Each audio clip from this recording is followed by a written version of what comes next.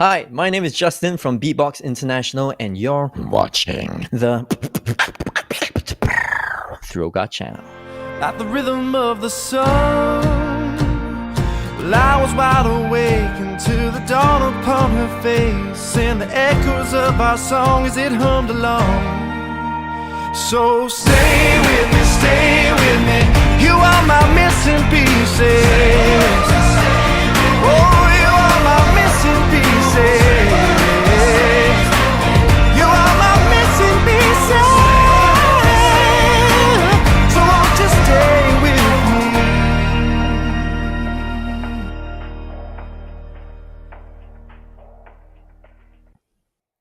Good morning, Internet. Welcome to the channel. How are you, Johnny? Oh, you're muted. You're now unmuted. No? Wait, I still don't that hear was just you. me. I did that on purpose. Oh! No, you're... It's gonna happen anyway. Don't add to the chaos. No, I was just saying it's been a minute since we've done this. You were traveling Monday and Tuesday, so I haven't seen you since Friday. That's a long time. How did we survive? I don't know. Let me bring in the chat. So good to have you. We have Art and Francesca and Brigitte and Hank. Hello. And Deb is here. Chris is here. Latte, Joy. We are very excited for today because we have two awesome guests. We have Justin Tan, who's been here before from Beatbox International, and Stitch, who we just recently reacted to with his polyphonic, insane brilliance. So we're hoping to learn a lot and be, what's the word? We'll continue our befuddlement, if you will, in the realm of beatboxing. Be entertainingly humbled. That's a good way to put it. We're learning so much and we're loving the journey. So, and today's theme is Around the World in 90 Minutes. We've done this before with a few different themes as a whole, and the idea is that we react to a different artist. Hey, Johnny froze. Great pause. At least it's a nice smile. Yeah, I feel like my pauses have been better lately. I don't know. The camera's a little more selective these days. It is. Yeah. So the idea behind Around the World in 90 Minutes is that we're going to check out several different artists. So one artist from multiple different countries. So we kind of like jump around that way. And we get a little bit of a variety, which is a lot of fun. Yeah. So I'm thinking we begin. Very excited. Let's do it. Yeah, but before we do, if you could be so kind, hit like and subscribe and ring that bell so you always know what's going on with us, your Throga buddies. Throga buddy. I feel like there should be some. I'm picturing some sort of like Care Bear stuffy.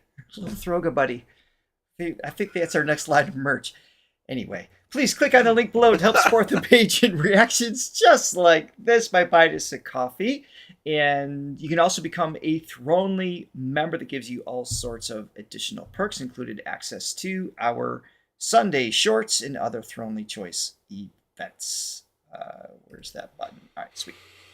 Okay, so before we bring in Justin and Stitch, we are going to experience another Stitch performance. This is from Grand Beatbox Battle 2024, the World League Solo Elimination. It sounds impressive already. I don't even know what that is.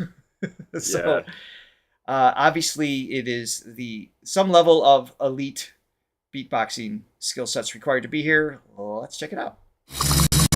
All I need is no fuck. Already. Oh, I know. Nice and welcome. I say the 3, you say the 2, and the yoi in 3. We haven't seen this format before, like a live. So I found a way. So I found a way out. But you never go away. So I guess I gotta stay now. Oh, I hope some. love the singing voice too. I know.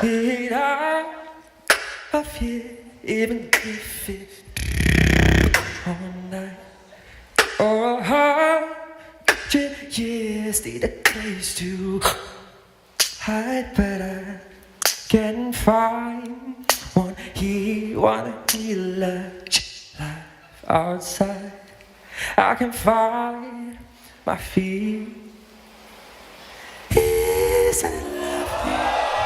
That's Everybody was waiting for it. In a glass, a mind of stone. Tear me to pieces. Skin of bone. Hello, welcome home. Hell yeah. Tadaima.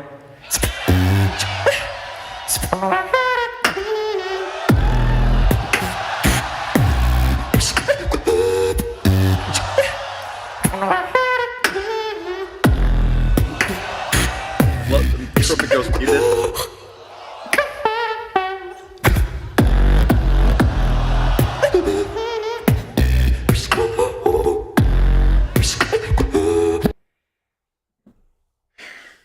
He's freaking sick, man. He's so good. You know that the amount one of space that's being utilized. Oh, go ahead. Go ahead. I was gonna say, you know that one sound he did that's really cool? Like, like, how do you even describe the sound that you want to talk about, right? Because I'm like, oh, I want to mention that. Oh, I want to break that apart. And like, wait, now I forgot because there's like a dozen unique, just completely unique sounds that he's creating with an instrument that is, it's just not made for this, but and yet it's so clearly perfect for this. Yeah. It's just absolutely wild. What were you going to say though? Sorry. No, just, I mean, the arrangement, my ear totally, I mean, obviously the sounds, which I've sort of just given up trying to even explain because I have no idea. But I love just the song construction. I love his singing voice, which that what Yes. stuck out to me. Initially hearing him was, because you don't hear that too much with, it's like he could be a great singer he is a great singer in his own right. And the fact that he can do all this other stuff is super awesome. But then the song construction and the timing of the rhythm that he's creating. There's a lot of space, and any drummer will tell you the slower the tempo, the Way more harder. difficult it is to stay in time. It's like, Not to You know, it's like mention nailing on that, stage like, in six front of pairs. thousands of people because you get like that little adrenaline rush. You get like your nervous system changes, the chemistry you're changes jacked up. when you're on stage. So to keep a sense of awareness, that timing is incredibly challenging. Yeah, when your heart rate's up, a tempo like that can feel like an eternity. You know, it's just like, oh my god. So yeah, I just love it. And then, but the whole thing, just, I mean, obviously there's so much going on, but there's a lot of space which you don't typically hear. Not that we haven't typically heard yet. You know, to have, it's just the right moments. It's not filled up with a lot of stuff, which I like too. I mean, I love that, but I think Yes. it's really impressive that he's, you know, just how spacious it is. I'm curious if that's going to build as this evolves. It's kind of like a fireworks show. It's kind of like this and then this, and Yeah. then see if it kind of like comes Yeah, together. if I'm it does, not sure. great. I'll love that too. But for now, I just think it's a really cool. I just like hearing that. That's a Tasty. nice take. It's Yeah. tasty, very tasty. All right, let's keep going here.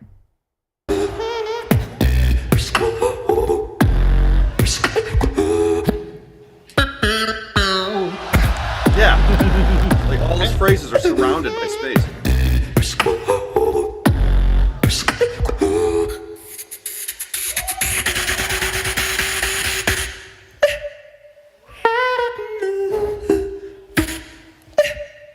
It's like teasy. Great. Yeah, I it's just know. like pulls you. It's like minimalist kind of, but it's I think I found her. I think I done her. Wait.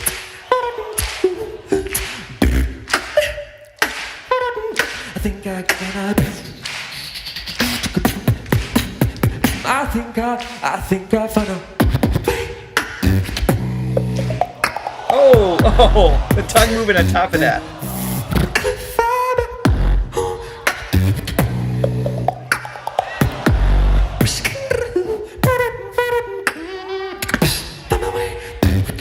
I think I found my Beautiful singing tone is right in the middle of it.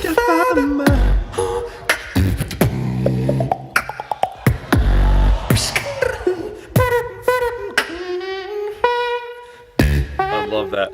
Like squash trumpet. But that's my point. When you say I love that, 6 things just happened. What are you talking about? The squashed trumpet sound, and it's not just it's not like a not like a real trumpet. It's more like a synth trumpet, which so it's specifically, you know, and that's got a very distinct sound. Right. But then sort of squashing, giving it just a little bit of a distortion, muting it a little bit, changing it almost like a filter. Mm-hmm. That's cool. Yes. Agreed.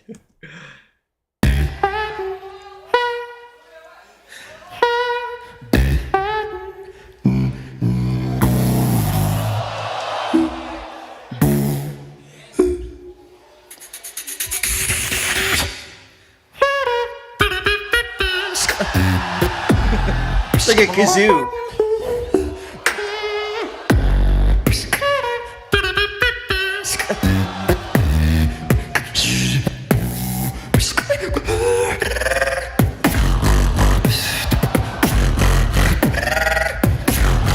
Yeah, now it's picking up.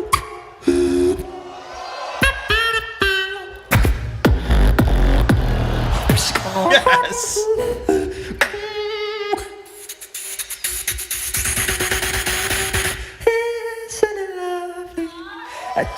And that's got the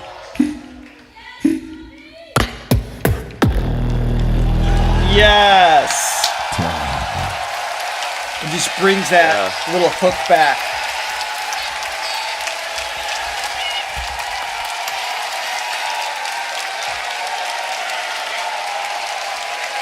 I love this fan base too. I mean, this whole community is so passionate, and they're so fun, and they're Yes. so into this art form. And it's interesting because there's obviously like a panel of judges, or they can explain this more. Actually, why don't we bring them in? What are we waiting for? Justin and Stitch, welcome to the channel. Let me What's unmute up? you. Oh, you unmuted yourself. Wait a minute. I muted you back. Just mess with Wait. Richard. Act like you're still muted. It's fun. It's not. Stop it, Justin. Hello. Oh, welcome both of you to the channel. Hello, Great to have everybody. you What's guys up, here. guys? Thank you. So, So good to be back. if you It's great can, to be here. Thank you for the invite. of course. So, Our Stitch, pleasure. obviously, we have a couple questions for you specifically to what we just witnessed. But I want to ask you first, Justin, can you explain for us and for our viewers that might not know this whole showcase elimination process, the judging, like what is the process here, and what is the goal, I guess, the competition itself? So the competition has the end goal of becoming the champion, right? And so in order for you to go up the ladder of from top 16 or maybe a top 8 to top 4 to top 2 and finally being crowned the champion, you first start either with wildcards. Stitch was a wildcard winner for that year, so he qualified to participate in the eliminations. Or right now, there are some other opportunities where if you win like a regional battle, like the Great North Beatbox Battle or the Oceania Beatbox Battle, then you can qualify and perform an elimination. Okay. All right. And in the judge, how many judges are there in this scenario? Typically, there are 5 judges. Okay. I would imagine as fellow beatboxers and you're watching this happen in your brain, I know I would be constantly like just analysis mode, right? Like, how was that done? How was that done? Can I do that? And you want to like, right? Like, I would imagine you want to run home and like try in that aspect. And that's why these events are one of the most inspiring seasons for beatboxers, because when you witness beatboxing at such a high level where beatboxers has trained maybe for the whole year, they've kept all their new sounds and techniques as a secret, and finally, boom, the elimination. So this performance from Stitch was one that I listened to and I was like, Stitch, yo, what you doing, man? That's crazy. I loved it. That's one of his best performances. I absolutely love it. Yeah. Still Yeah. gets me. So Yeah. let me hand it to you. I know with four of us, sometimes there's a little bit of a delay, so hopefully you don't step on each other too much. But Johnny, if you don't mind, I want to ask a question first. So Stitch, Go for it. Talk to me about that setup. Like, how long did it take you to create that? Like Johnny's pointing out, like this is a very well structured thing. I mean, is any of that impromptu? Are you mapping that out over a course of time? How are you putting that together? Yeah, what is your thought process behind that? Because it's just I mean I'm a songwriter, so I'm interested in the approach of the songwriting and just your creative approach. Like, how do you go about doing that?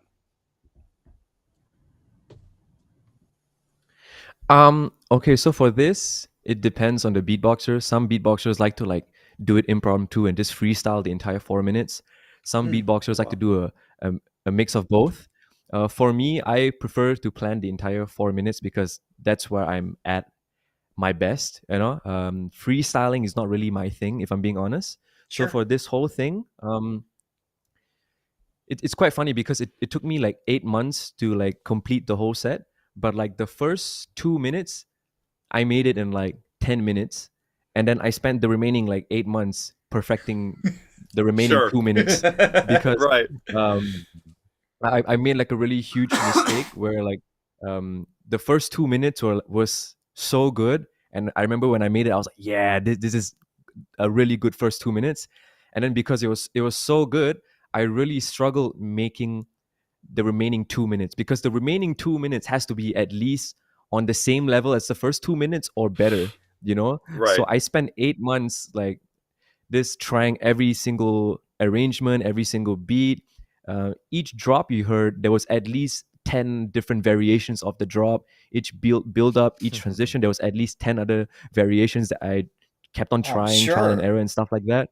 So it took about 8 months. The first minute was a bit of a no-brainer because this was one of the few times I didn't do an original. I prefer to like write my own stuff, but this time I did like a Billie Eilish Khalid cover. Yeah. So the first minute, the whole lyrics was like, Yeah. yeah. So that one was easy, but the second minute, the this whole section just came sick. naturally. Surprisingly, I actually made the second minute in my bathroom while I was taking a shower. And then Great acoustics.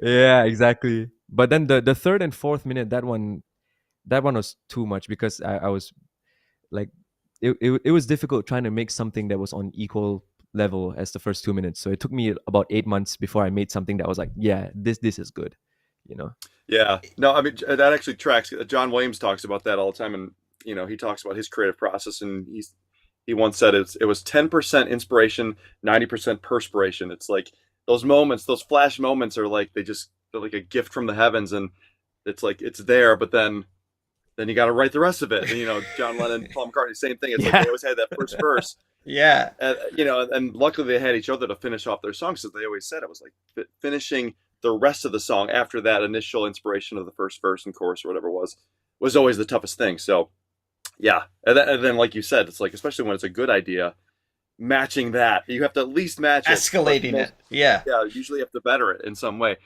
Yeah, no, I just thought it was super cool. And I mean, to my ears, it definitely sounded planned because it was too. Thank you. It was too articulate. It was too specific. It was too like well put together to not be to planned, just be happenstance. And I love jazz music too. I love improvisation. But for me, like it's like to be able to get all of your vision down and to take the time to do that is just there's something special about that, and I love that that's your approach. And in that performance, did you know? Thank you. Did you struggle at all with the timing? Like we talked about, like when you're on stage, it's different than when you're in the shower and feeling it out. Like, are you pretty relaxed in general, or is that something you had to work on? Like stage experience and getting comfortable with tempos. Surprisingly, I was pretty calm because I remember like the host, his name is Scott Jackson. I remember like because I was the first elimination to go, and like 10 seconds before he called me on stage, I was like losing my mind. My heart was like going like this, Right. But Yeah. the moment I stepped on stage, just perfectly calm. In terms of the timing, you can ask anyone in the beatboxing scene. That is a problem that I've had for years, and I'm still trying to improve it. Yeah, you see, Justin knows what I'm talking about. Yeah, uh, but he did it so well in this elimination. I was surprised sure. too. Usually he has like you count it and it seems right, but it feels off. It's just like micro bits off. But he nailed it yeah, this run. So Yeah. yeah. I usually have problems with timing, and it's funny because you mentioned about how for drummers they will admit that when you're playing a much slower tempo, it's much more difficult to stay on time. And right now, when you look at my videos or my wildcards, you notice I'm doing like very musical, slow, classical tempos. But when I first started beatboxing, I was doing like the typical genres that most beatboxers do, like trap music, EDM, and stuff like that, which are really fast paced. I never had problems with timing back then, but only when I started doing like these more slower tempos, till this day, the timing still gets the best of me. But I'm still trying to improve that when I practice every day. So the Good for timing you. was a problem. Yeah, thank you. The timing was a problem, but I would say this is probably one of the few times where I had almost close to perfect timing. Yeah. Yeah. Yeah. Well, and it was shows. really locked in. Yeah. It Yeah. was really locked in. So before we move, we have other videos we're going to watch today. Other artists. You're from Malaysia. Both of you are actually, and we're gonna jump to Canada, France, Russia, Vietnam, and South Korea today. So we've got a lot to get to.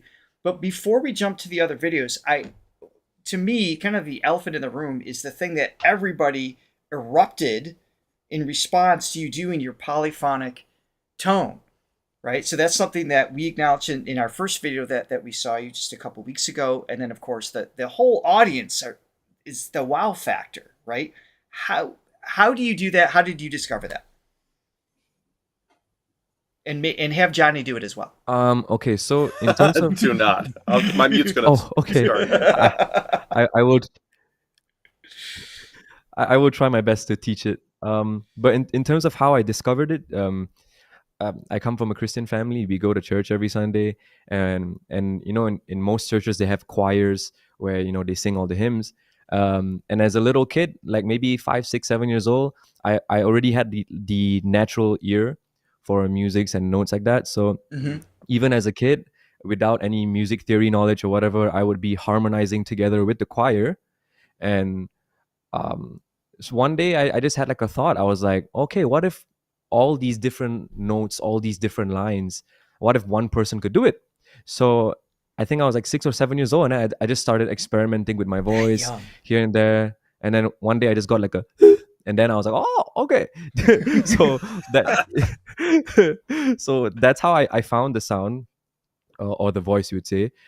In terms of how I do it, it really depends, because if we're talking about like polyphonic voice, and I'm like a polyphonic voice nerd, I just love going to like beatbox events, and I meet all these amazing beatboxers, and every one of these beatboxers has like a different polyphonic voice, a different texture, a different way of doing it.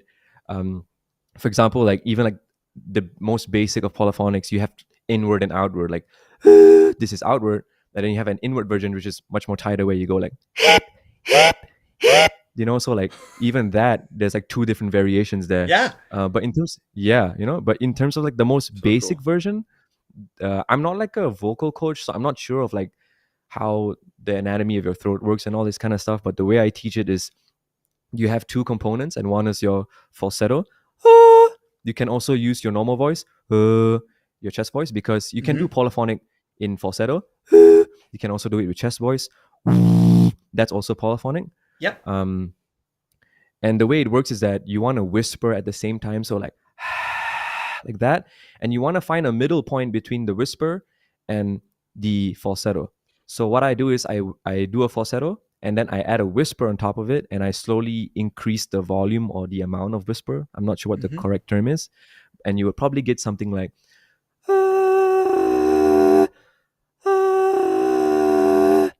so that's basically how I explain a normal polyphonic. But there's like that's great. So many different types. There is. And if you don't mind, I'll jump in with a little bit of the anatomy that you're referring to see if I can kind Yeah. of connect that a little bit as a vocal coach.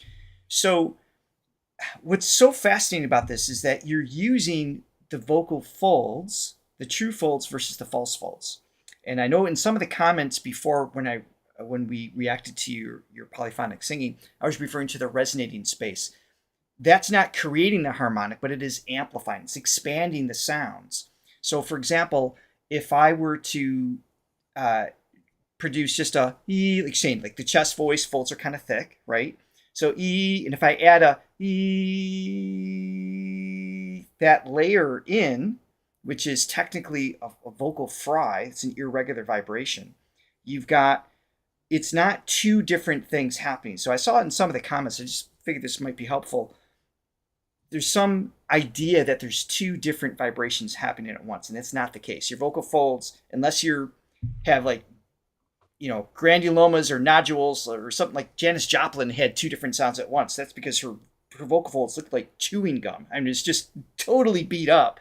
So you had like these weird little vibrations coming in, and she didn't really have control half the time. It's also what made her amazing. The risk and the willingness to go for it made her special. But what Stitch is doing here is like the folds are vibrating, so it's called approximation. The folds come together, hinged in the front, open in the back, and your vocal folds are about half the size of your eyelids. They're really small.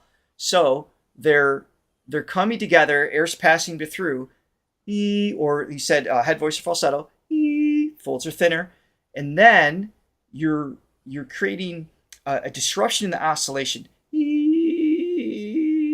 I can't do it like he does, but like you're disrupting that. And then what the brain does, so rather than like an even cycle of like, if we do E, so A440 or let me do A220. E, so your vocal folds are vibrating 220 times per second. And then if you add a disruption to that, it's almost like a 110, for example, underneath it. To get that at the same time, you have the oscillation of the folds vibrating at 220 times per second, and then also 10 times per second, 110 times per second. They can't actually overlap. It's a singularity of movement, but the brain interprets that as two different sounds because it's a disrupted 210 and then a 110. So if you look at any sound wave listening to music, it's a continuous flowing line with little jagged edges and stuff like that.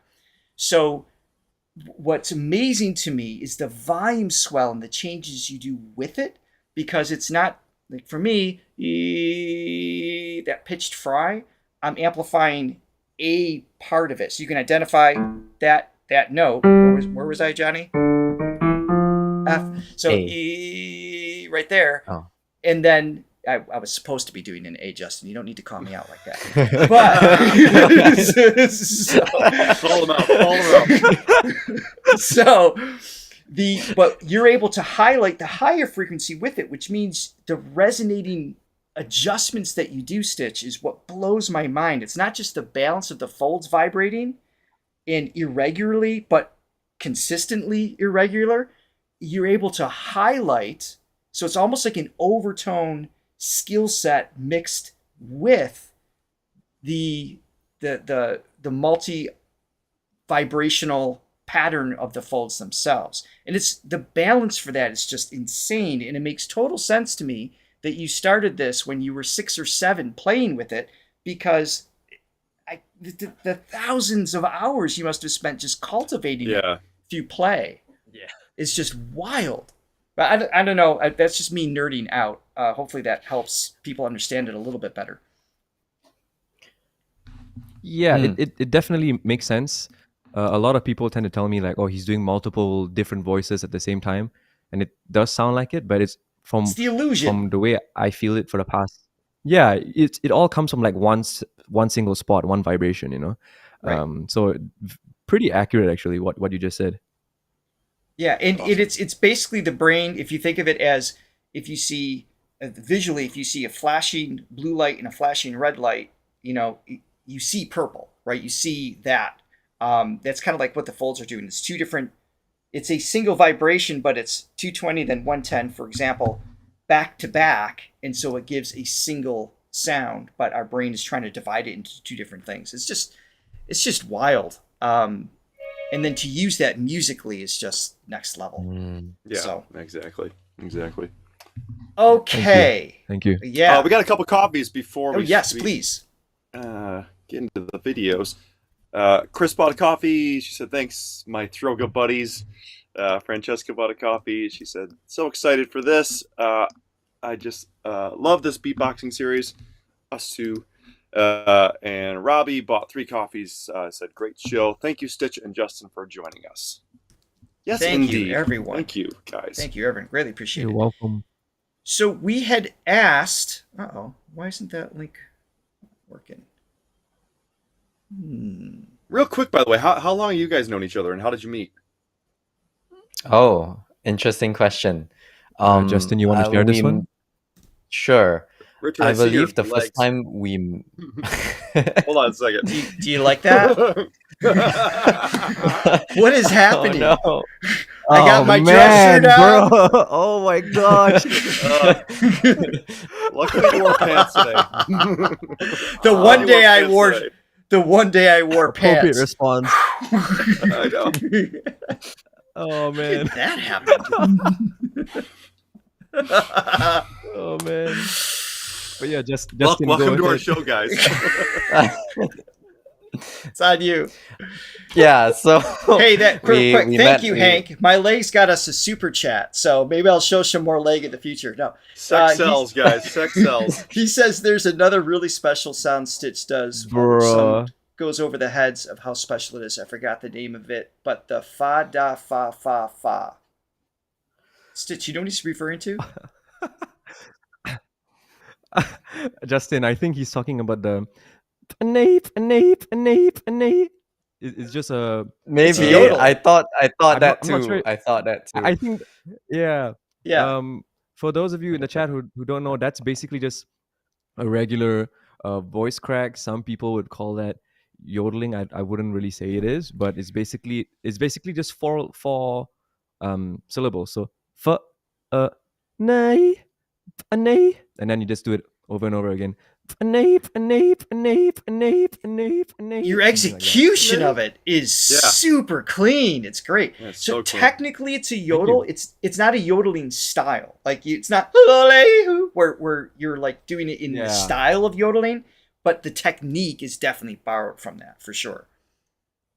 Yeah. Yeah. Justin, did you finish your question? I forgot. He didn't even start.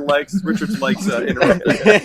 Interrupted immediately. I suddenly occurred, like looking at the chat, the one that blew Fairy Voice Mother's mind, right? Stitch. Maybe it is the da-da-da-da-da-da-da with your poly mixed 626 sound effect. Do you remember that? one? Oh, okay. So that is a sound I just don't do anymore because the What idea is of that sound. happening? Ooh, feet again. Nice. Why?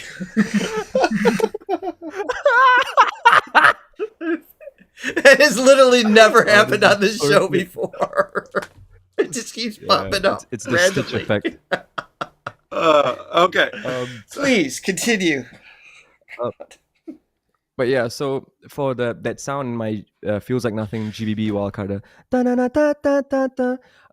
that's basically just a combination of two sounds. So the first one is polyphonic, and then the second sound is my special sound that I call the nice feet again. Wow, bro, this is getting more I can interesting. at least adjust, hide the legs, something. I never knew you said Indian style during these shows, Richard. Not always. Today's a special day, apparently. Oh man, I love this so much. I'm glad you do. Okay, so two sounds. I cannot take myself seriously anymore. Okay, Welcome to the channel. Yeah, right. okay. Cool. Okay, so first one is polyphonic, and then the second sound is my special sound that I call the 626 effect. Is that sound? I don't really have a name for the combination of those two because that was the one time I did the sound and I just don't do it again because the whole idea is that my polyphonic comes from this side of my throat, and the 6-6 effect comes from much lower, like below my Adam's apple, somewhere here. So for me to do those two sounds, I had to keep both those spots in my throat open and really tight. And I did like a lot of takes for that Wildcard video, and I did it so much to the point where it really hurt and damaged my throat. I couldn't like speak for 2 weeks. So ever since then, I just don't do that sound anymore.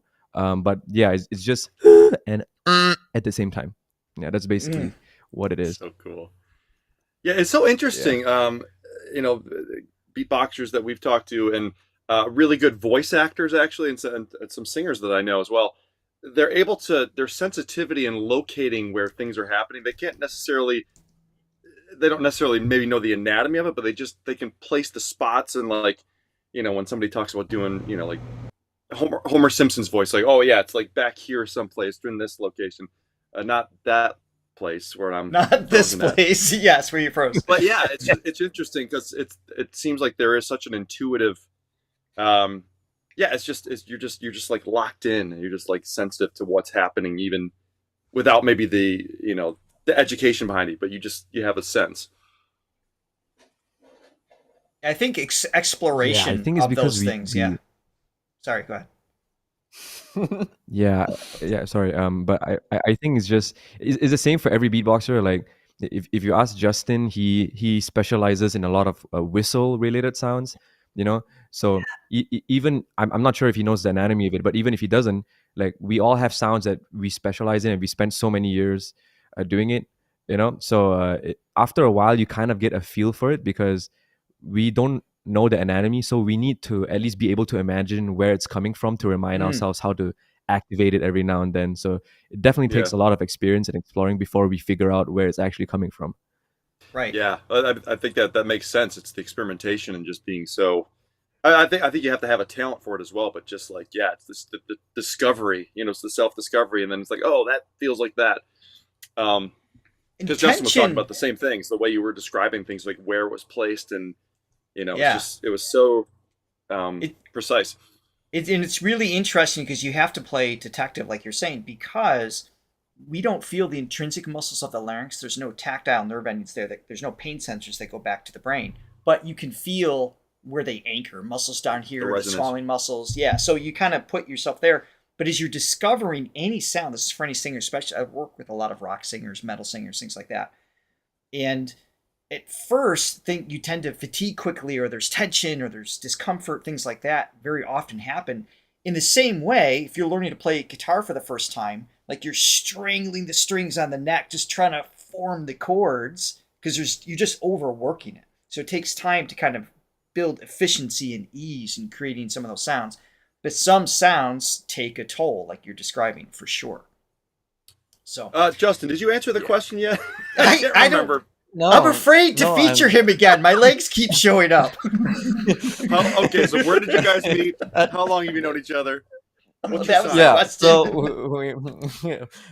we met at an event called the Capital Beatbox Battle, if I'm not mistaken, right, Stitch? And this was back in 2018 when we were 18 years old. So it's like 8 years ago. That's crazy. And what was the second question? How we met and how long we have known each other? I think I've answered. How long? Right? Yeah. Oh yeah. Right. Cool. Oh, what was your sign? That was the most important question. What is your zodiac sign? Both of you guys. What? Where did that come from? What? Aries. What show is this? I'm just being an idiot. But now that we answered the question, I don't think we're going to get an answer. Ooh, this is a good one. I guess not. No. If your zodiac had a sound, what would it be? I think that's a relevant question. I can answer that. What's your spirit animal, both of you guys? Ooh, that was awesome. Okay, so we had asked Justin and Sis to help us out with what our other beatboxers should check out in different countries. So they gave us a handful to explore, so we've got a lot to get to. This is Den. He's from Canada, and the name of the song is Moments I Had. So we're going to watch this and then discuss. Here we go.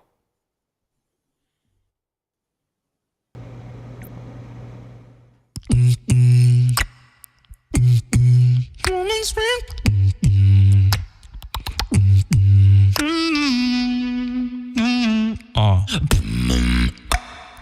many times I cried the day you walked away. I saw it in your eyes. All the moments we had meant nothing. Blindness called to me.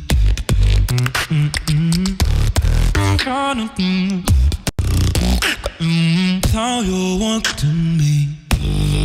Why you gotta be so complicated now? Ah!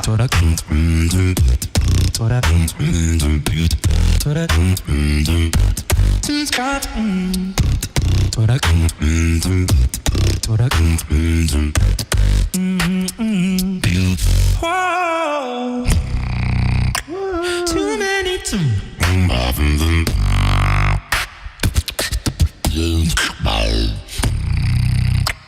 I saw it. Ah! Now I got 0 things to deal with.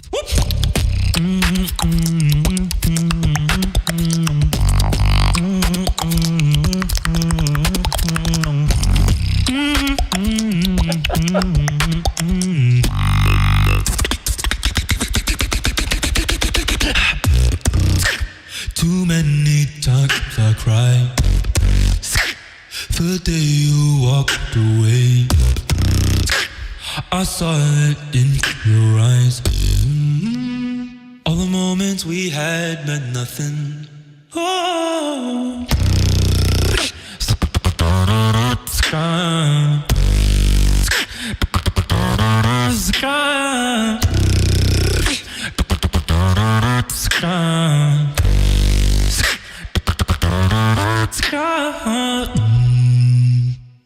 Line missed calls from me. Now you're wanting me.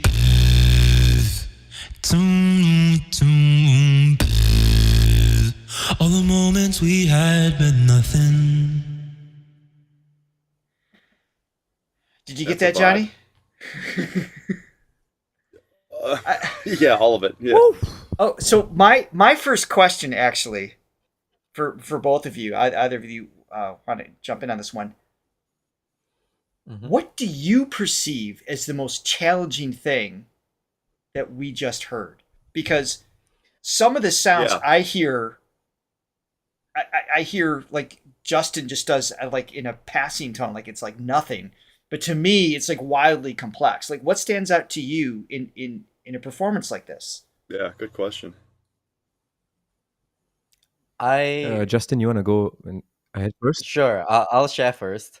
Um, honestly, it's, at least for me, relative to my skill set, everything. But I think what I would maybe guess would be hard for Dan would be to be keeping the consistency and the clarity of his voice and his bass sounds, because he's doing very quick transitions between them, and they're all coming from the quick. same place, right, in here. So I imagine that would be one of the harder things that he has to navigate as he does this routine. Is some of his bass sounds, because I know you taught us with the lip before. Yeah, he's But he's doing some other sources of bass tones too, right? yeah, he's doing the inward bass, the so that's in, and he's also doing one which Wing hasn't done, which is the inward tooth lip roll. So instead of it, but he does it way more powerful and with more control than I. Stitch is pretty good at it too. Stitch used to like own that sound back in the day. But well, Stitch, I want to get Yeah, your that take was on like this my- too. That was my first. I agree. The thing that jumped out to me the Yeah. most is the transitions. It's like all the individual sounds we're slowly starting to understand a little bit as to how the articulatory manipulation from one sound to another, I think overall is what impresses me with the beatboxing community. But he's singing, and singing requires degrees of back pressure and accuracy of, you know, the shape of the formant, the vowel, that what word he's singing, being right on pitch, and then disrupting that Yeah. faster than I can snap without losing the context of the song and everything is just incredible to me. Mm-hmm. Yeah. Yeah. So what Justin was saying about the transitions was actually really true. I'm not sure about Dan himself, but for me, whenever I watch that video, for me the most difficult thing probably has to be the second half where the inward bass comes in, that really deep vocal-ish bass that you probably heard. Yeah. And for me, the most difficult part about that is that you know how you mentioned how like singing and beatboxing is different because like singing is like very relaxed, and then for you to just like snap out of it and then apply some pressure for the next bass sound is difficult. There's at least 3 different pressures there, because the first one is like his normal singing voice, and then you have the inward bass. And if you ask any inward bass pro, they will tell you that although it sounds like a really tight sound in your throat, the pros practiced it so much that for them it's super relaxed. They don't even gotta try, you know. I believe it. But then yeah, you have another sound in there that's called slither bass. It sounds like throat bass, but slither bass is something like right. So you probably heard him in the video go like zuba. So when he goes, he's doing slither bass, much better than mine, obviously. But the cool thing is that Nothing the obvious to slither me, bass but go on. But yeah, the cool thing is that the slither bass is a much tighter sound. It's much more harder on the throat compared to inward bass, for him at least, because he's like a seasoned veteran at inward bass. So while inward bass is really relaxed for him, slither bass is probably much more on the tighter side. So to just switch like that and still keep the consistency of the sound going, for me, that was like the most impressive I have part. the same question that Chrissy's asking. You're saying slither, like a snake slither bass? Is that? No, it's called slither roll, and the reason with why a it's called a Z. slither roll, Okay. yeah, with a Z, because the guy who created it is a beatboxer named Slither. So he founded the sound, he popularized it and stuff like that. So Yeah. Slither, Okay. slither bass. That is even super talking cool. about the tension there. There's got to be a sense of flexibility and ease to be able to switch so quickly. Like maybe within one sound, there's like, you know, it's a tighter sound, but it's like, but immediately after that sound is done, there's a letting go. I feel like, and you to be able to reset and go into the next tone. So there's got to be a delicate balance going on at some point. But yeah, I mean, you have to tense to make those sounds for sure. Yeah. All right. Well, Yeah, that was a lot of trial awesome. and error. Yeah. So Yeah. Just an observation too. Just don't just. I feel like we need some sex. every time I switch to my Excel sheet with the links, that's when it appears. I don't know why. Oh, my Go on, goodness. Johnny. Don't let my legs distract you. Just talking about the beatboxing community, the people that do it, the fans that love it. You know, just watching Stitch and Justin like react to this, and there's just like a deep love and appreciation for, you know, these other artists, and I feel like that's not as common in other areas of music where it's just like it's a little more competitive, a little more cutthroat, and it's like I feel like, and I might be wrong, this might be just naivete, but feels like there's just it's just a brotherhood, you know, or sisterhood that just, you know, you just love the art form so much. Sorry. It's just like, oh my God, that's amazing what you just did. And it's not like, oh, I can't do that. And you get all, you know, competitive and, you know, you just want to see everybody succeed, and you're just appreciating what everybody's bringing to the table. I think that's really refreshing. Yeah, I think a culture in our community that we grew up in is just, I guess, what you guys feel when you see beatboxing, and it's a shared amazement of how do you do that? Yeah. Or not just how do you do that, but what is it that you're doing that Why sounds so do you do good? that? It's all the marks, and we are just left so amazed because it's you're speaking music, and that's so human and so other dimensional at the same time. Yeah, but it's not getting clouded by, you know, aspirations and, you know, like like, well, your success means less of my success. It's like this shared joy, and it's Yeah. Well, I think there's like- almost. And I think it's Sorry. partly because we are a smaller community, so with it being smaller, you have Niche. less of these competitions. Yeah, there's almost that So- underdog thing, right? Competing against the more formal or traditional styles of performance. So Yeah. I think that is probably a Yeah. bonding factor. yeah, and there's competitions. we are obviously. We together. just, the competitions are there and everything, and everybody wants to. I'm sure there's the goal is to win and all that stuff, but it's not.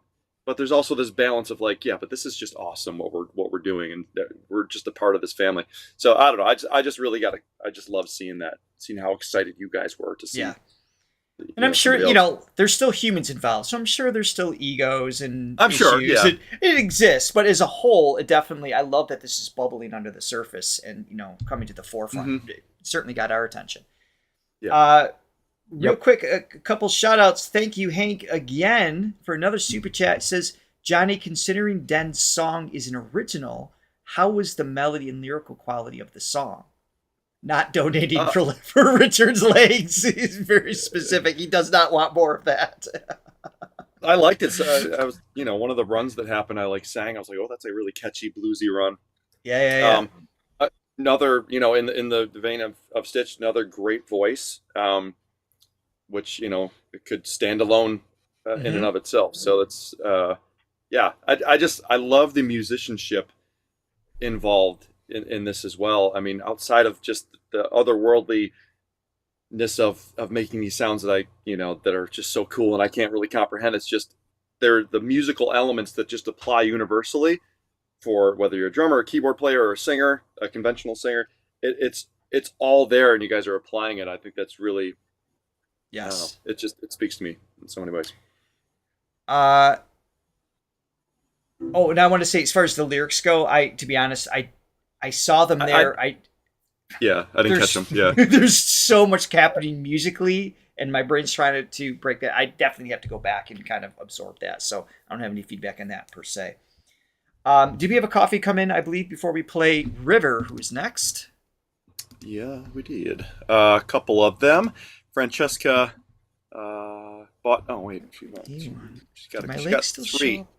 She bought coffee. Said for full length pants for Richard.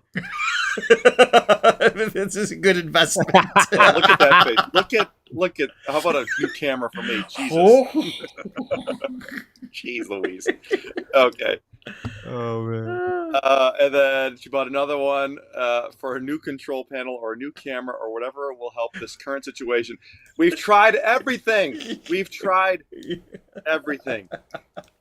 I'm so just. I think over the new situation is they're willing to spend whatever it takes to get rid of my legs. Is really that's the new investment on the channel. I see. And then Gaia bought 5 coffees. Very interesting series. It's amazing and fun to watch. Thank you, everyone. Thank you so much for the support here. Okay, River is next. This is Winners compilation. Do I have the right? Hold on. Because I was afraid to copy paste anything. Because that's when my legs appear. Make sure I got the right thing. You might want to look for the elimination video. Here we go. This is the as one I opposed think. to the compilation. This is the one. Okay, yeah. Yes. All right, That's right. All right, here we go. Yeah, that's it. This is the Grand Beatbox Battle 2023 World League Solo Elimination. River, and he is from France.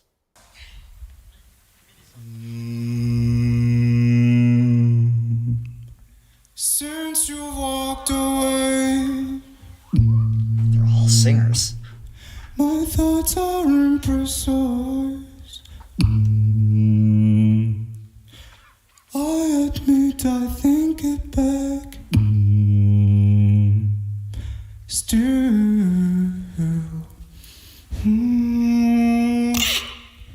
since you walked away, my thoughts are imprecise. I admit I think it back still. It's hard to live without your eyes.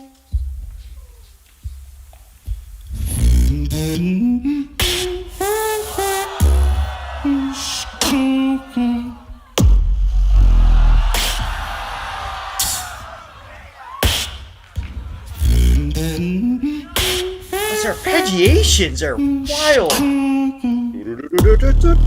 Yeah. Yep. So to live.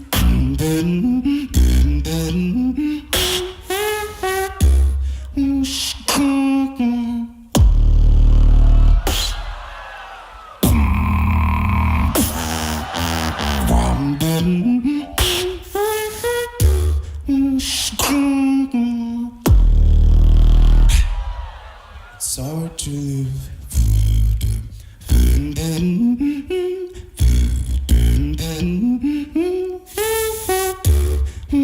No, no.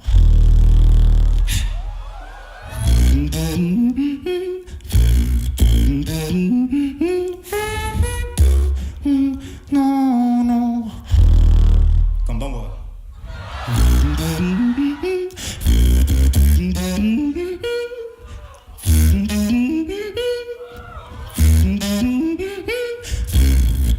All right, quick pause. Johnny, what is there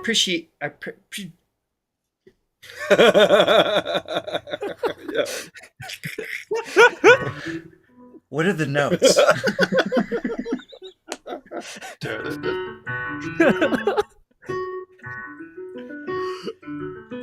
So he's built that into basically the hook of the song. That musical phrase right there. But what's crazy is and correct me if I'm wrong, guys, it sounds like each individual sound within those notes is different. Like there's one of them is an inhale, one of them's like he's repositioning. Yeah, where he's it's starting a different the phrase texture. is different than where he's ending it. Yeah, up. it changes as it evolves, which is wild, as opposed to just singing it on a consistent sound. He's changing the techniques as he's arpeggiating. Yeah. Can't imagine the skill set. And by the way, the note choice very unique. I mean, it's still within the sort of pentatonic scale, but the choice. I mean, that's you don't necessarily hear that too much. That's really an interesting phrase. Yeah. Let me back it up. Just again. Yeah. So yeah, basically each note is something different. That's what I thought. Yeah. Are you able to break it down at all? Yeah. Yeah. So basically the underlying combo is, if I do it slowly, the first one is so the dum dum dum, it's out, in, out, and then the next two notes so and then a high pitched lip oscillation, and then he goes back to his chest voice, and then a snare. So the whole thing will probably be something like, I can't do it as good as him, but it'll probably be something like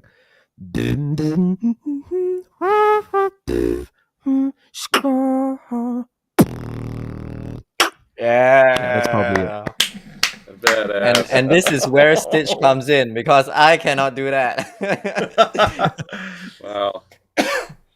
And get that boom. Wow. I mean, your range too. Your voice is really good, and that low Thank you. E note that you just did. I mean, that's a lower note, and to have that much resonance is. And your pitch accuracy, it's your great. intonation is just spot on. Really, really well done. Yeah. And we're hearing this with River too. Thank you. So obviously I with you, try. there's no auto tuning going on here, right? There's no. I mean, obviously the produced versions of a lot of these tracks have little refinements and things like that. I'm not talking about the competition, but some of the things we've reacted to get refined and tweaked and compressed and things like that. But just to hear it in its raw form is just to me, it's just the wizard behind the curtain is just better. Right? So without all the polish, it's just even more intense. All right, let's keep going with River here. Yeah. What a cool Raw piece. is better.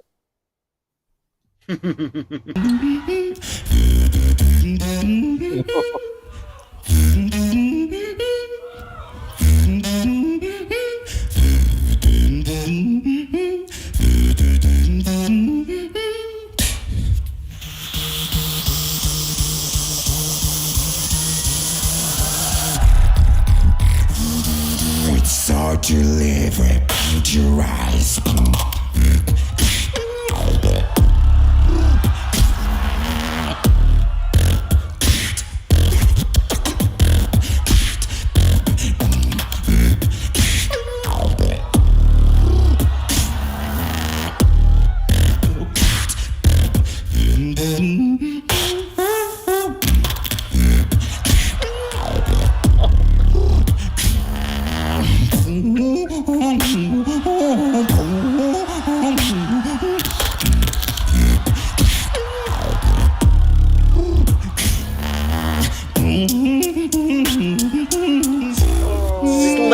it.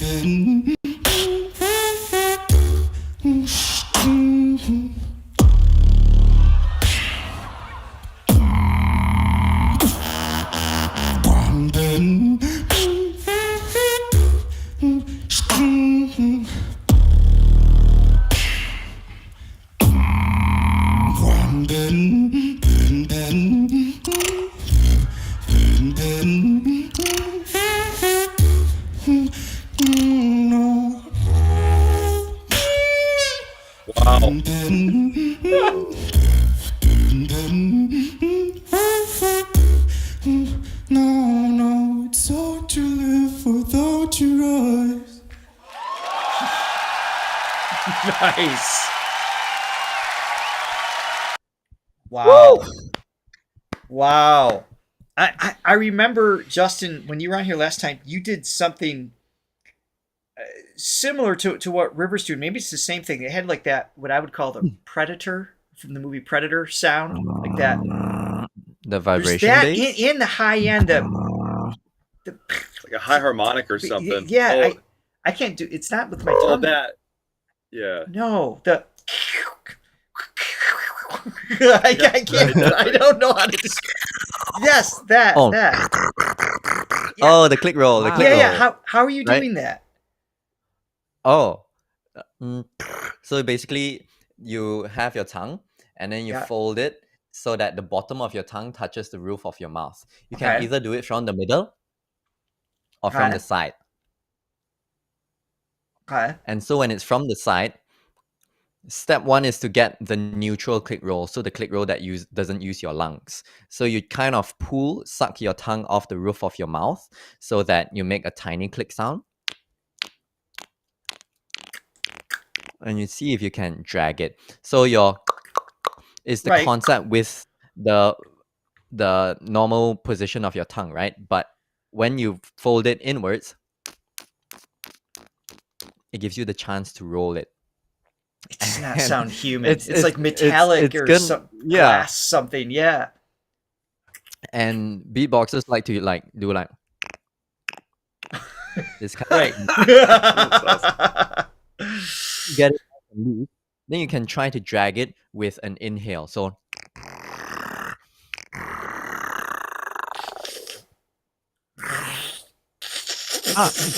did you feel that? That's your tongue in the right position. Now it just needs to have that fold, oscillate, and that's what makes the sound. Oh my goodness. I You guys have noticed, time. It Johnny. takes I time. noticed, It takes Johnny, time. that you're not jumping in this. I'm not. No. Good Lord. Wow. Oh, he's great though. River. Very, very cool. All right. Yeah. Freaking awesome. Next up, this And is some one- of those bass notes too. I mean, Go ahead. it almost sounded like he was getting down to a B. So like lower than that. That's a low note. Yeah. Yes, it is. Or it was the illusion of it. The illusion of it, perhaps. Yeah. Yeah. Okay. Next up is how do you say his name? VAHTANG? VAHTANG? Ooh, VAHTANG? VAHTANG. VAHTANG. yeah. So this is one of the most requested VAHTANG. videos that we've had here.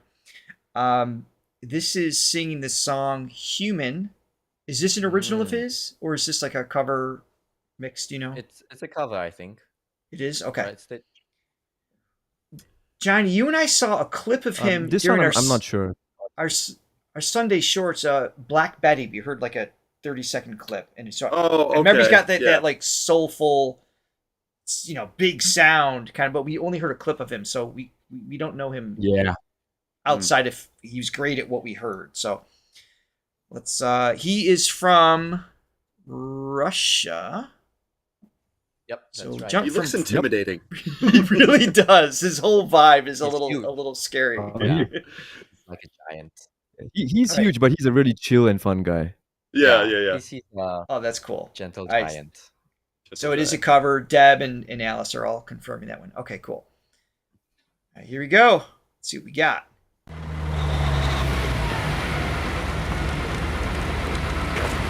Oh, thank you, Hank. I'm only human after all.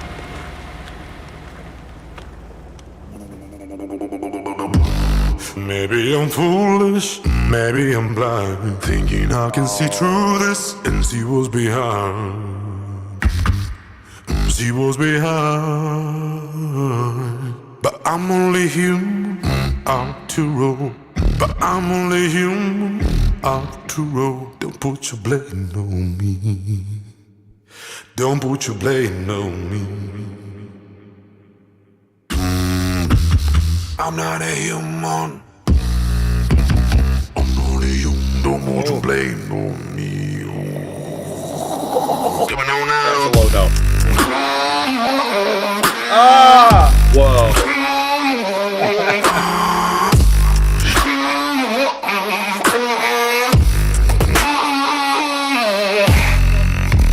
I'm not a human. I'm not a human. Don't fix my opinion. Don't ask me to lie. Then beg for forgiveness for making you cry. For making you cry. I'm not a human. I'm not a human. Don't put your blame on me.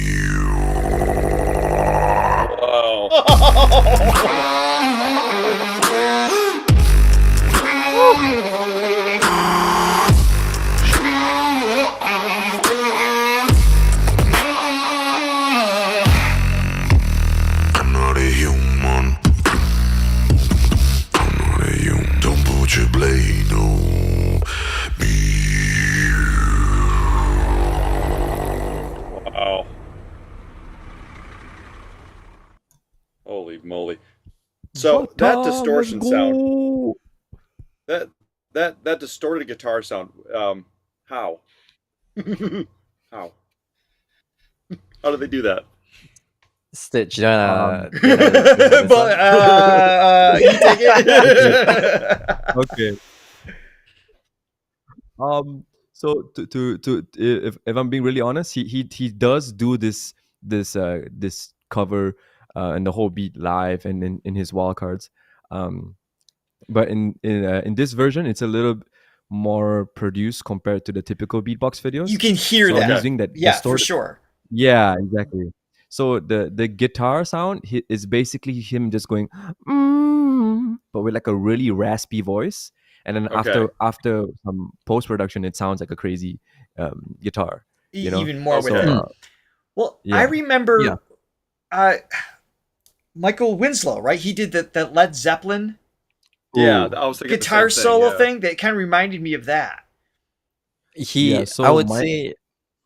Oh, Stitch, you go. You go ahead, bro. You go ahead. So Michael Winslow, as I understand, he adds distortion. So if I'm not mistaken, he does have a pedal that he uses to Okay, Really? that makes sense. distortion. Yeah. Okay. Yeah, when he because it does was insane. But for VAHTANG, one other aspect that I think he does is he does what I would call a stomach ache voice. So it's like oh, it's painful, right? This kind of a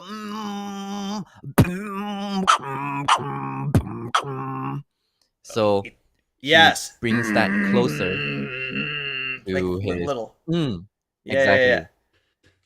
Wow. and he brings Uh, that d- closer to his throat bass. Has he ever I'm not beatboxed sure if I before? like that. Is there any footage of him ever dabbling in that world? A lot. He's an OG. Oh, okay. Really? Yeah, Okay. he's been Because along. I was going to say that there seems to be Yeah, a he's been- connective thread with what he does, which is more sound effecty. It's less musical from what I've heard. And obviously what you guys do, there's similarities. But so he does that. Okay.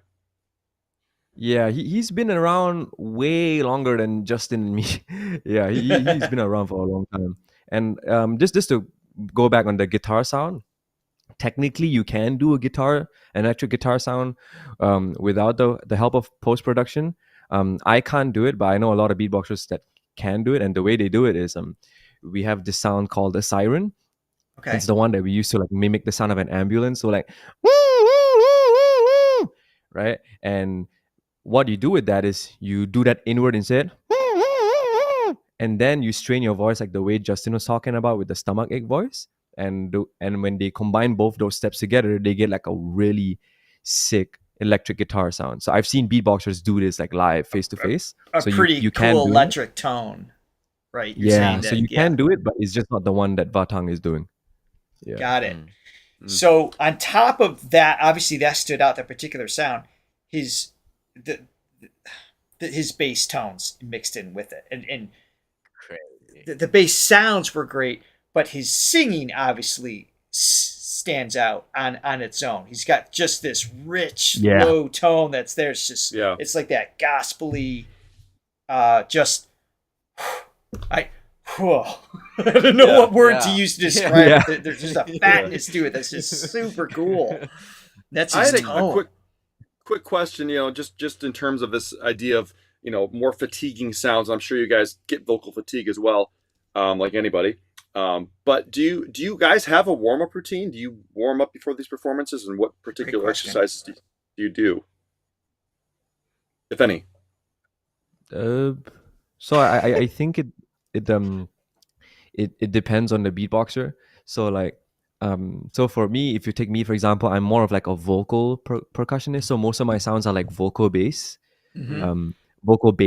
So I honestly just do warm-ups that I learn in like choir, like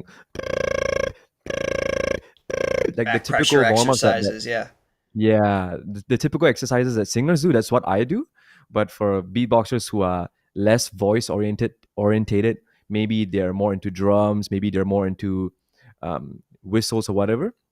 They definitely do different warm-ups and stuff like that. And in terms of vocal fatigue, because on stage 4 minutes can feel like forever, especially on these stages, these big stages, they have like smoke machines, and you use your throat a lot in beatboxing. So we tend to have a very common problem in the scene called dry mouth and dry throat, and we get it sometimes as quick as 1 minute.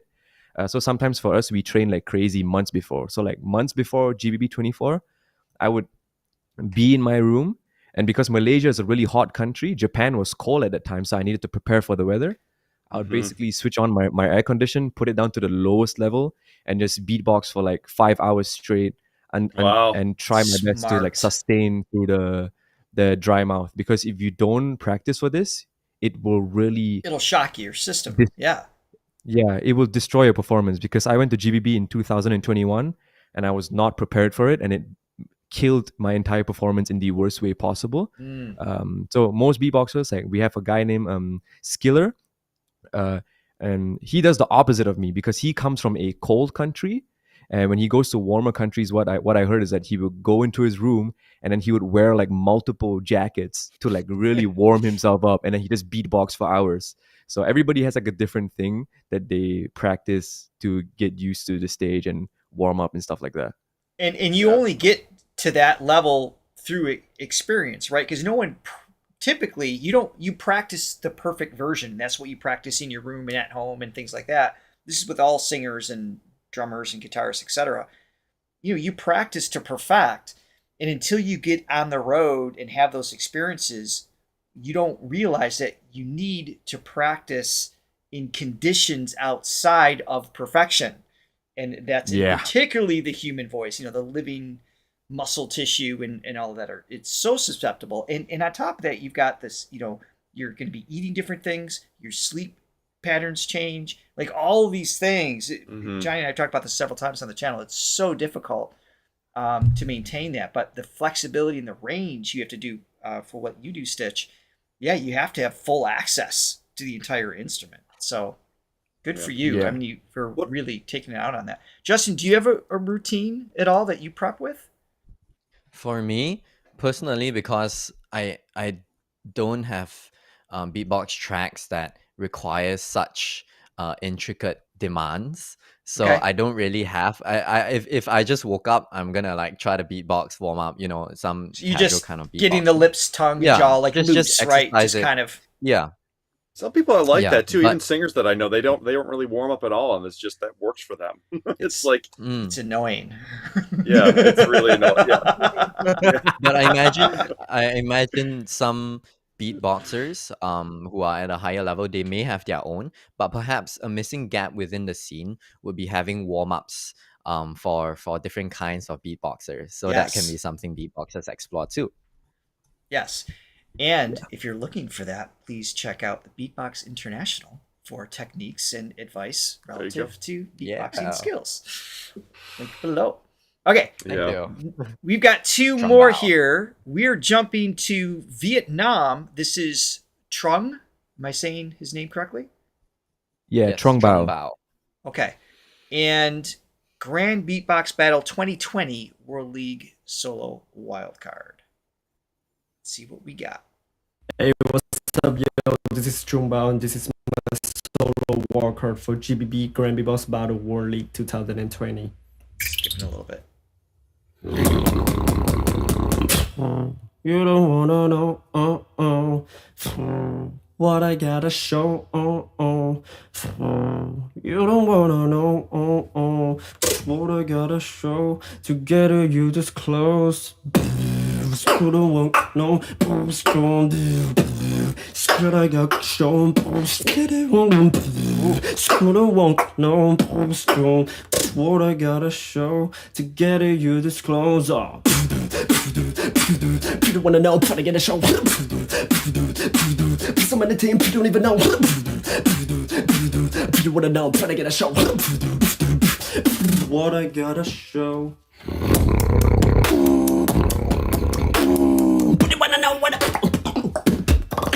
That's cool. Oh! What I gotta show? What? Oh my god. You wanna? What I gotta? No. What I gotta show? What up? Do you wanna know? Wow. Oh my goodness. What I gotta show? What up?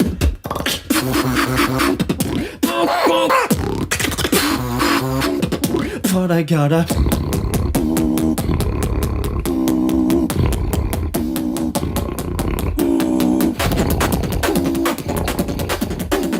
What I gotta show. Together you disclose. Oh my god.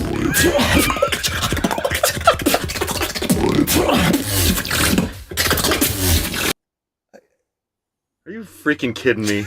Jesus. Let me back this up 10 seconds. Holy crap. God. Yeah. I'm just so trying to wrap happy my we head showed them around this video. this is coming from one singular source with no post-production. This is raw all the way through, right? It has to be for Yeah. there's no layering, like nothing. This is all just Nope. No layer. happening. Single layer. That's single insane. audio. Yep. Yeah. All right, back up a little bit. Gather my wits.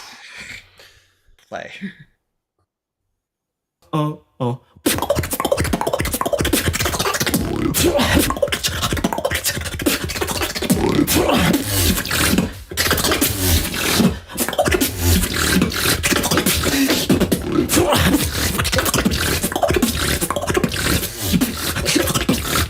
Okay.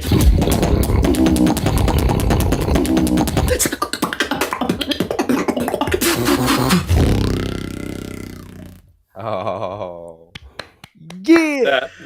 I mean, that just hit a level. Like, it started out, I love the way Right? it started out, and then he just freaking just went into, like, hyperspace. I mean, it was just like, oh my god. That whole, like, I mean, I think he was inhaling that whole time, but to be that precise with your inhales and, like, that percussive. What I gotta show? What up?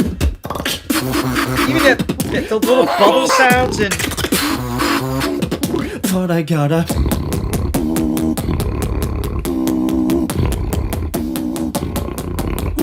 that section I can mentally break down. Partially because you repeated it 4 times, so I had a moment to absorb it. But the independence of what's happening here versus here. But what happens next?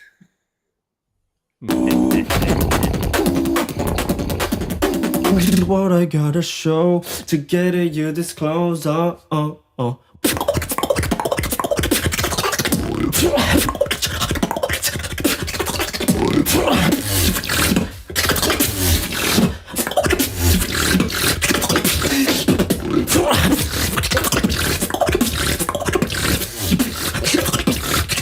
Okay.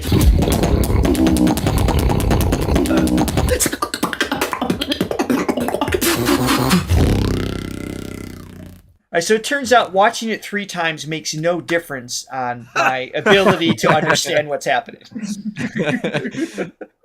It's just a good track. Like if that was produced in a studio, I would love it. I would just like freaking rocket it on my car. But the fact that he's making all these sounds too is just nuts. I mean, it's like just a great song.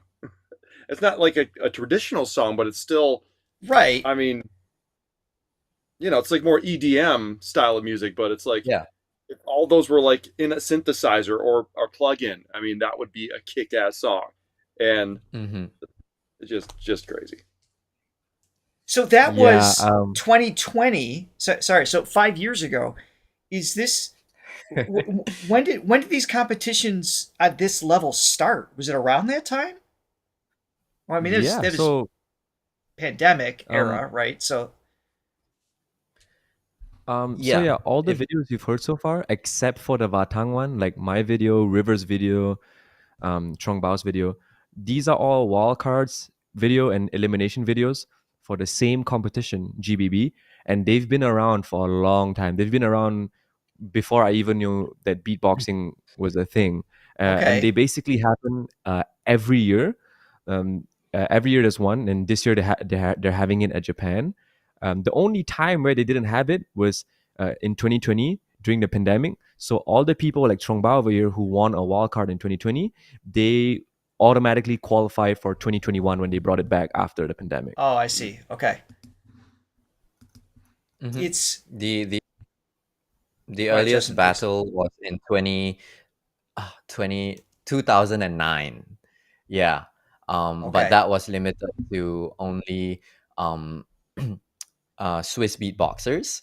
But starting 2011 was when it started receiving international competitors, and from there it began to grow. And finally, it was, I think, Swiss Beatbox, the largest beatbox, I guess, organizer as of now, is what this is the organization who kind of took over the organization of it and took it to where it is right now. Right. Well, and it makes sense too with social media, the rise of the smallest corners of the world have an opportunity to share their skill sets. So, it had to start somewhere. So, thank you for answering that. I was curious where the source was. And I imagine it just levels up, right? Because every year, you guys included have to experience like a new sound you haven't heard before, right? And then that Oh yeah. inspires like something new. Well, yeah. To me, that's what I was actually going to ask. Like, it's kind of like sports, how they keep evolving and better athletes, and you have to keep upping the game. And nowadays, it's like now you have to be, if you're a 7-foot center, you have to be able to shoot a 3-pointer now. It's like like just the Right. fact that we've seen all people sing. It's like it seems like that is becoming more of the norm, at least on this limited show. But it seems like, I mean, is there a truth to that? Like, is that kind of just becoming more of a standard to you have to like do more vocal? Go ahead. Yeah, Justin, you want to take this one or? Oh, sure. I'll say and you can add on. So my take on this is beatboxing is becoming more and more like an elite sport, at least within the competition arena, because like you heard Stitch shared how he would practice like several months before. And before the world championship, you have the world champion beatboxer who won it, who was practicing like a whole year before and just like training hours and hours a day. So it's essentially trained like an athlete because you're using literally muscles of your body to perform, Absolutely. and they need to perform Coordinate. at a very precise positioning and rate and all that. It's just like if you're going to do hurdles, you got to practice. You're going to have to take the steps exactly as planned. 100%. If not, it's going to go haywire. Or if you are a different beatboxer, you may take a different route where you freestyle more. That kind of beatboxer is more like Napalm, for example. He still trains a lot, but he freestyles. Yeah, you still have to rather build than- those skills Yeah. on an automated level. Yeah. Yeah.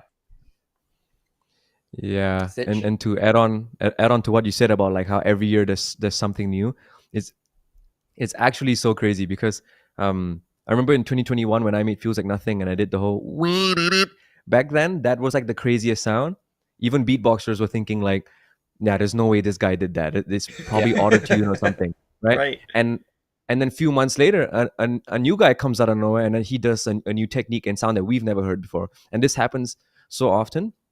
And it actually has an effect on the competitive scene because in battling, after the elimination stage, of course, where we battle face-to-face on stage, 1 versus 1 or 2 versus 2, we have this thing called countering, where even rap battles have this and stuff like that, where, for example, if I battle Justin tomorrow and in my round I do something like,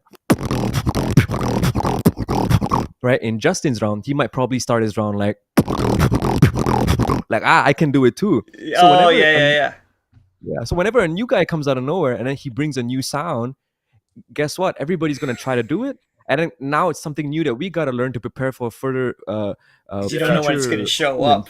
Yeah, someone's going to show up and we got to be prepared to counter that, you know?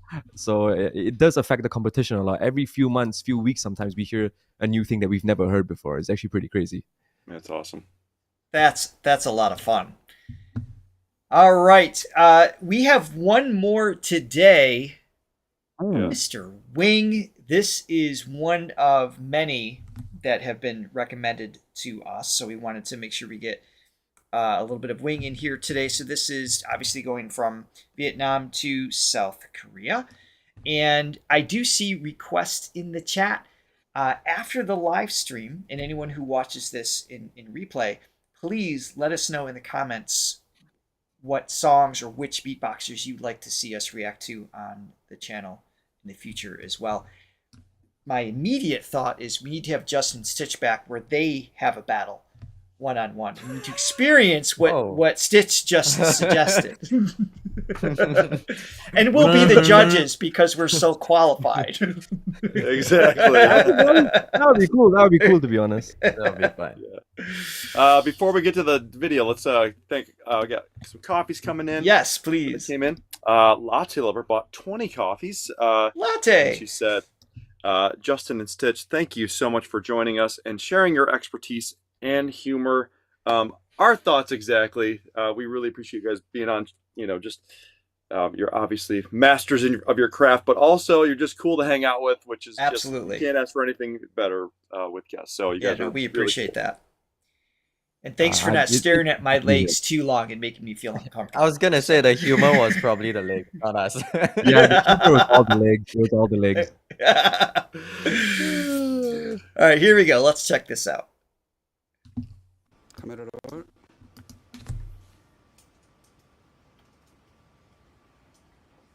Unique setting here.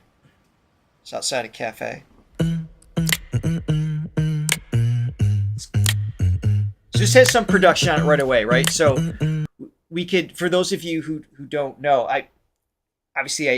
we know very little about Wing and the beatboxing as a whole, but as producers and Johnny and with our background in producing music, we can recognize compression, different types of verb or delay. Yeah, just these little things that we could see acoustically in the space he's in isn't reflective of how sound would travel in that space. So we could hear there's obviously a little bit of something here, but we know Wing well enough to know that he's actually creating these sounds at its source. So I just wanted to point that out here.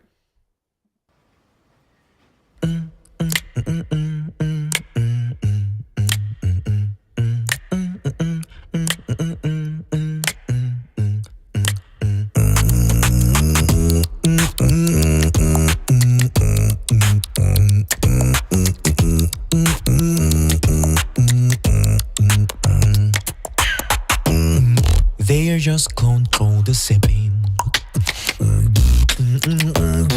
Not soldiers color display. Lost in the chase, living like on replay.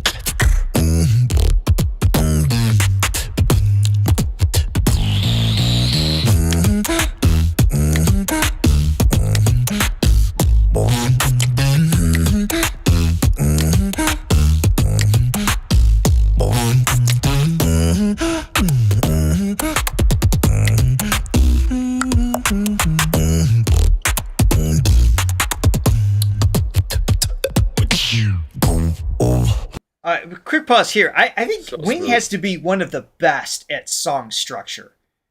I just, there's something about his flow from one part to another, and he's got these little surprising elements and things like that. There's just a construction and a musical level that I really enjoy.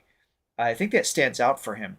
And I'm also noticing that I'm squinting a lot more as these beatboxers perform, as if that's going to help me comprehend everything that I'm hearing. I'm sitting here like, oh yeah, that, no. I can't. I'm trying to imagine mechanically like what's happening, right? Because I come from a physiological perspective as a vocal coach, and I want to peel it apart, but I need it like in halftime and to hear it 100 times to like get it. I'm amazed how tuned your ears are to be able to hear it and replicate it right away. I mean, just like you guys are just so, at such an elite level to hear it and mimic right away. We've heard both of you do that just for a few seconds on the channel. It just blows my mind. Is there anything in this so far? I know we've got more to go. Is there anything that like when you hear Wing, just like you would hear any other beatboxer, is there he's known for that, or that's what is there like a signature thing that stands out to you guys? Yeah, so Wing is really known for his clean sound palette. Like, Very he's clean. so crisp, so clean, very precise. But he's also very technical, and not just from a percussive sense, as you hear, it's like that little fillers he adds as a layer, right? But also in terms, if you hear his transitions between his throat bass and his voice are just so clean, and it's like super well supported. So he just stands out as an all-round super clean beatboxer. And you're right, because of his structuring, that's what makes it appeal musically to just your general audience. Because, hey, I don't understand what he's doing, but I know how it makes me feel. Right. Yeah. Yeah. By the way, Justin, I remember last time you were here, you didn't really refer to yourself as a singer. Has that changed since we've had that conversation? Because you are. Well, you just did, right? Like you just meant like your pitch accuracy, your timing, your phrasing. I mean, that's singing, right? Maybe it's not with conventional lyrics or something like that. But I just, that when you're on here, that bothered me.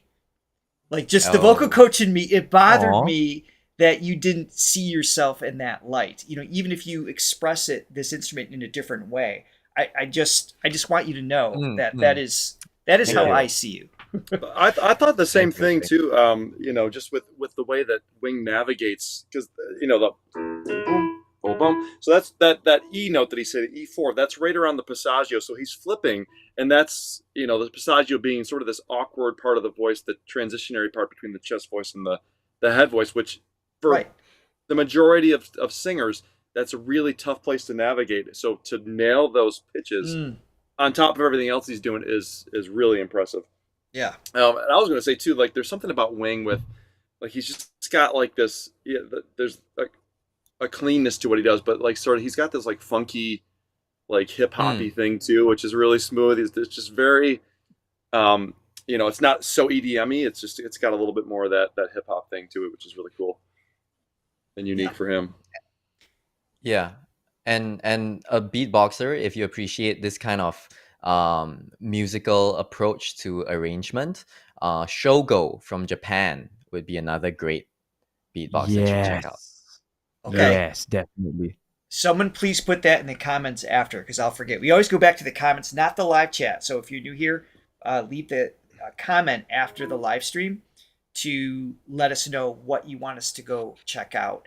And by the way, I see you guys are talking about Freaky Monday from Beat Pella House. That is next on our list for Beatbox reaction. Hopefully next week, if not the week after. So that is coming next. That's a good All one. right, back to Wing.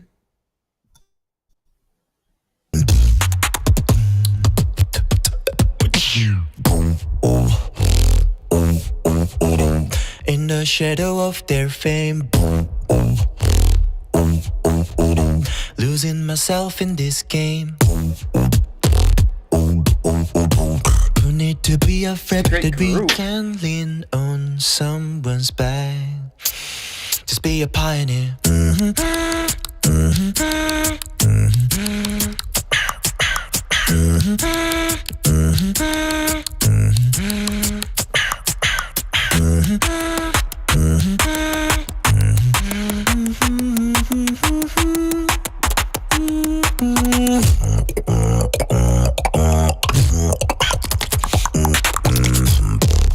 Oh. Oh.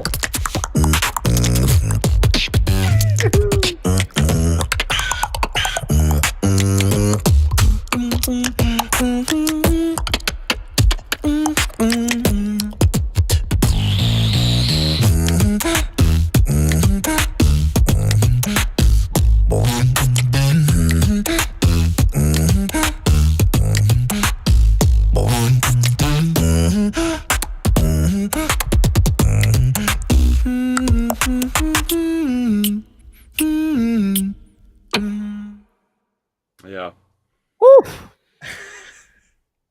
He's so Speaking great. of Beat Pella House, it's amazing that there's even space for all of their skill sets to coexist. I mean, they really have to. The collaboration is just so impressive. We'll talk about that more when we react to it next, obviously. But yeah, I love the word that you used, Justin. Is just clean, crisp. There's such a it's almost sampled sounding. I know we're hearing some compression on the track, but it just sounds like like every one of those things. It's not just clean, but it's consistent. Like even if he's changing the melody underneath, whether the folds are vibrated, if there's any phonation taking place or not, inhale or exhale, either way, there's still the consistency of that percussive sound, which is just wild. Like I can't wrap my head around that. Yeah. Yeah.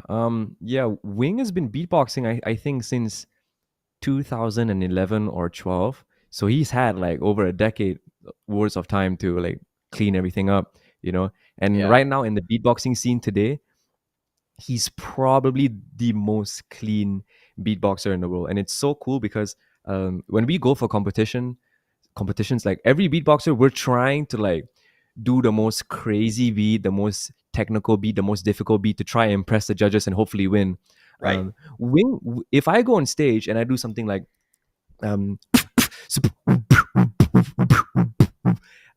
that's nothing. That's considered like honestly speaking, like for a competition like GBB, what I just did was like that's like a beginner beat, maybe an amateur level beat. And if anybody does that on stage for GBB, we're not winning at all. It's just gone. Yeah, we're not winning.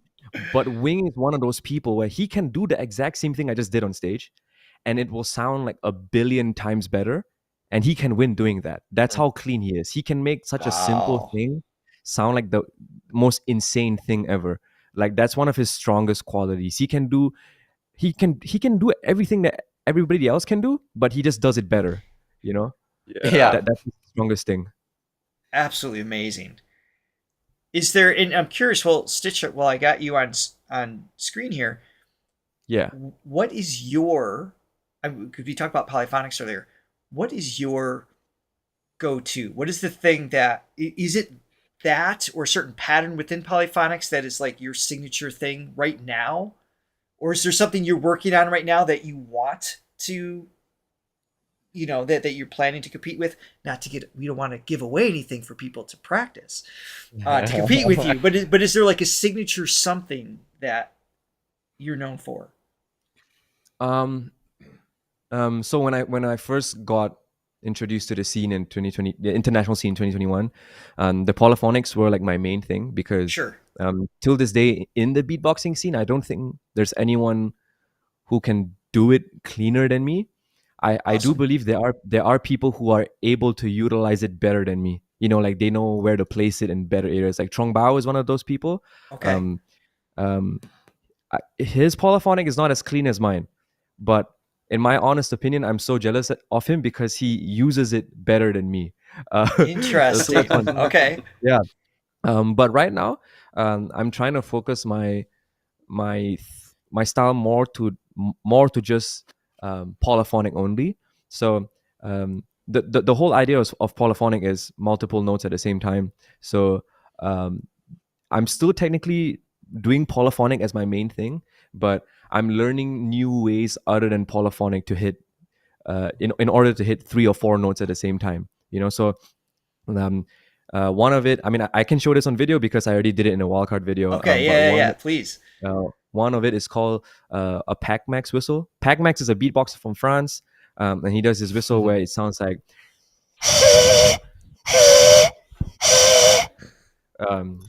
So Is if I that do it primarily properly, coming through the nose? Are you pushing the sound that way? no. So it's 2 components. One is your falsetto, and then the second one is a whistle that you use your lips and your teeth to do. It's something like this, Oh, I got you. right? So you put those 2 together, you get. That's 3 notes. But then if you use your polyphonic instead of falsetto, you get about 4 notes. That's Counter so Pac-Max. cool. Counter Pac-Max. He can battle Pac-Max now. Yeah, so right now I'm in the pursuit of trying to find multiple different ways to hit 3, 4, 5 notes at the same time without using polyphonic, because I feel I'm at a point now, because I've been doing polyphonic since I was 7. So currently right now I have about over 15 years of experience with the sound, and I have developed it to the point where I don't think I can develop it even more. Like the most amount of notes I can hit at the same time if I really try, and this rarely happens because it's just so difficult, but the most I can hit is like 5 notes at the same time. It's really difficult. So now I'm trying to find work harder, but geez, Yeah, I'm 5. I'm a little disappointed. Just 5 notes, man. Just 5 notes. Yeah, but yeah, right now I'm trying to find other sounds and techniques that will allow me to have to be able to hit multiple notes at the same time without polyphonic, and that whistle was one of them. Sure. I even have a few new different types. You know how earlier in the live stream I said there's different types of polyphonic. Now I'm learning more different types of polyphonic, so I'm trying to expand my range a bit. So yes, polyphonic is still my thing, but I'm trying to expand it beyond just polyphonic only. Good for that's awesome. I mean, the work is clearly paying off in your skill sets. Yeah, absolutely. Yeah. And Justin, real quick, I know we got to wrap up. I'm curious, what is your signature sound, like your go-to thing that? Well, my signature sound used to be like the throat whistle, which I combine with my tongue roll. I can also combine it with the whistle that Stitch was doing. So you can have multiple layers. Cool. But because these are such delicate sounds, as we talked about in the previous stream, so I've been trying to work on my basses. So I've managed to get my throat bass cleaner. So now I'm working on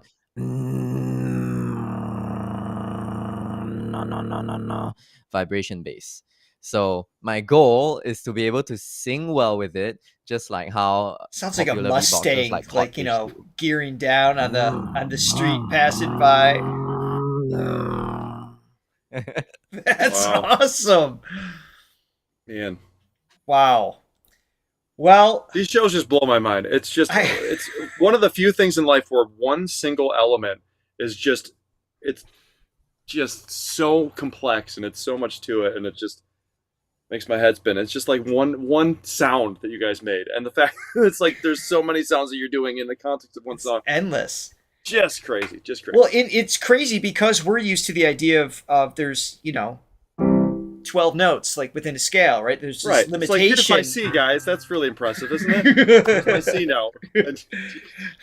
Here's C and C sharp. Really mix things up. Well, there's something. There you go. But the idea that there's the limitation of these notes, and then there's these endless combinations you can create with that, right? You guys have these endless sounds and endless combinations. I mean, it's just, I feel like you guys are just opening the door still, which is just wild. That's why things keep escalating so quickly. So, anyway, thank you both for hanging out with us today. We greatly appreciate it.